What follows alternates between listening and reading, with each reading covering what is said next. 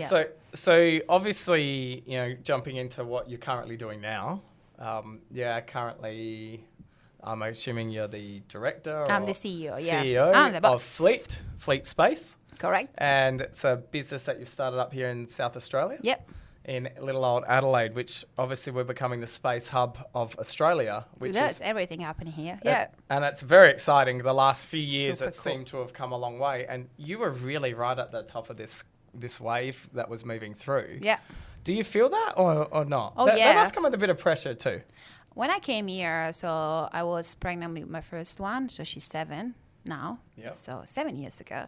I arrived here because, I follow my husband and everything, but there was not much. I mean, Australia's got a big space history. They launched one of the first satellites in space. There's Woomera, a lot going on. But the commercial space has been quite quiet for the past many, many years. When I came here, and I left my job, I had to work, maybe I had to become a mining engineer or something. It was really hard for me to find a job. I didn't have defense clearance, so not working for big defense guys. There was no space startups. There was nothing. And when me and my co-founder started the startup before this one and this one, there was not such a thing of building a space startup in Australia. It was like people were looking at thinking, sure. Yeah. Go to Silicon Valley. This is not the place. There is not a space agency. There are no space startup. VC are not investing in space startup in this country.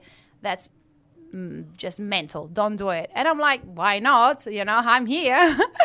And, I had kids and a husband that is from Adelaide that wanted to stay in Adelaide, as all the Adelaiders, no, we're going to stay here. It's a beautiful city for a family. And I'm like, there is no space, anything here. What are we going to do? So we had to build our own thing, We got plenty of space. Yeah, plenty of space for rockets and everything, So it was awesome. When we started Fleet, it was one of the first space startup in the country.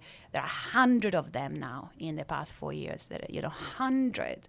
And then I was, just after Fleet, they started building a space agency. I was part of the team that built a space agency. Who gets to do these things? I'm a young girl, just arrived in the country, participated in one of the biggest, most exposed things to the world. I loved it. I think it was really a lot of fun. It's one of the biggest... Let's face it, out of things that sound sexy, like people say, what are you doing? Oh, yeah, I'm into space. It sounds pretty sexy. That's pretty cool, right? Okay. Super cool. One of the things that you did before Fleet was that the lunchbox? Yeah. Launchbox, not lunchbox. Also lunchbox. That's a supermarket. That's a very supermarket thing.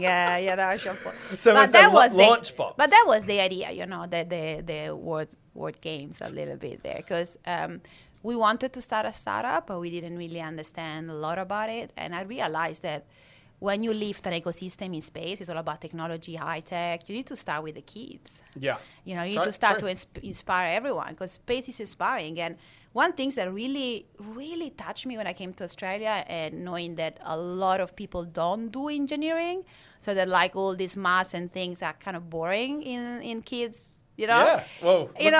You do engineering. In the rest of the world, it's awesome. And the world is building digital and software and building cool stuff. And here, a girl in year 12, the maximum she could tell is that I'm going to do biology. You know what I mean? I thought, what is going on here? Yeah. So I really wanted to inspire a little bit. So we built a company that was launching these small 3D printed satellites with schools.